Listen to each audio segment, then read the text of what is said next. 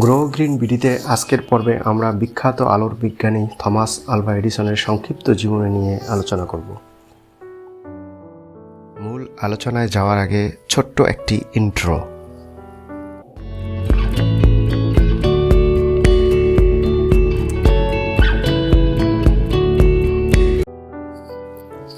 Thomas Alva Edison ছিলেন একজন American উদ্ভাবক এবং প্রখ্যাত ব্যবসায়ী, যিনি তার অসংখ্য উদ্ভাবনের মাধ্যমে আধুনিক জীবনকে রূপান্তরিত করেছেন। তিনি মূলত ব্যবহারযোগ্য বৈদ্যুতিক বাতি উদ্ভাবনের জন্য বিখ্যাত। তবে তার অবদান শুধু এতটুকুতেই সীমাবদ্ধ নয়।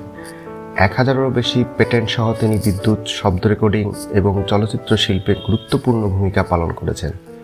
তার উদ্ভাবনের প্রতি আদম্য উৎসাহ তাকে মেলোনো পার্কের জাদুঘর উপাধি এনে দেয়।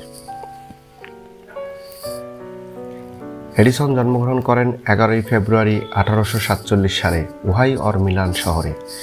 তিনি ছিলেন পরিবারের সপ্তম সন্তান। ছোটবেলায় তিনি খুব কম সময়ের জন্য স্কুলে পড়েছিলেন এবং মূলত তার মা তাকে বাড়িতে পড়াতেন।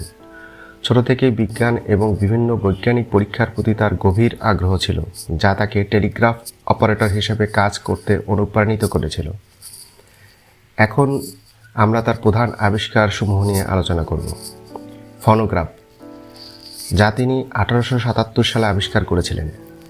এডিসনের অন্যতম অসাধারণ আবিষ্কার ছিল ফোনোগ্রাফ, যা প্রথমবারের মতো শব্দ রেকর্ড এবং প্লেব্যাক করতে সক্ষম হয়।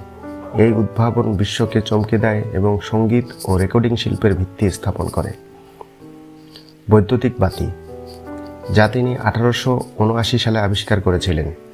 যদিও এডিসন প্রথম বৈদ্যুতিক বাতি আবিষ্কার করেননি, তিনি এর নকশা উন্নত করে কার্বন ফিলামেন্ট বাতি তৈরি করেন, যা দীর্ঘস্থায়ী এবং কার্যকরী ছিল। এই উদ্ভাবনের মাধ্যমে বিশ্বব্যাপী গ্যাসের ল্যাম্প এবং মোমবাতির পরিবর্তে বিদ্যুৎ চালিত আলো ব্যবহারের সূচনা করে। মুভি ক্যামেরা, যা তিনি 1891 সালে আবিষ্কার করেছিলেন। এডিসন কিনেটোস্কোপ তৈরি করেন, যা ছিল প্রাথমিক চলচ্চিত্র প্রদর্শন যন্ত্র। এই উদ্ভাবন আধুনিক চলচ্চিত্র শিল্পের পথপ্রদর্শক হয়ে ওঠে।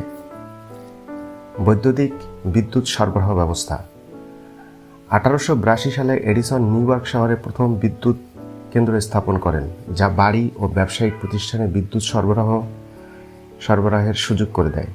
তার ডিরেক্ট কারেন্ট সিস্টেম বিদ্যুৎ বিতরণের প্রথম দিকের উন্নয়নে গুরুত্বপূর্ণ ভূমিকা পালন করে। এডিসন বিভিন্ন সময় বিভিন্ন চ্যালেঞ্জের মুখোমুখি হন। এডিসন তার ক্যারিয়ারে অনেক চ্যালেঞ্জের মুখোমুখি হয়েছিলেন। এর মধ্যে সবচেয়ে উল্লেখযোগ্য ছিল কারেন্টের যুদ্ধ, যেখানে তিনি ডিরেক্ট কারেন্ট নিয়ে প্রচার করছিলেন আর তার প্রতিদ্বন্দ্বী নিকোলা টেসলা ও জর্জ ওয়েস্টিংহাউস অল্টারনেটিং কারেন্ট সমর্থন করেছিলেন। শেষ পর্যন্ত আপনারা জানেন, এসি সিস্টেমই আধুনিক বিদ্যুৎ সরবরাহ ব্যবস্থার মূলধারা হয়ে ওঠে।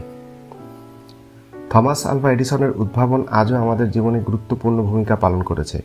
তার প্রযুক্তিগত, শিল্প ও ব্যবসায়িক অবদান আধুনিক উদ্ভাবনের ভিত্তি স্থাপন করেছে। তিনি তার গবেষণাগারের ধারণাকে জনপ্রিয় করেন এবং তার পদ্ধতিগত গবেষণা ও পরীক্ষা নিরীক্ষার কৌশল আজও বিজ্ঞানী ও প্রকৌশলীরা অনুসরণ করেন। পরিশেষে,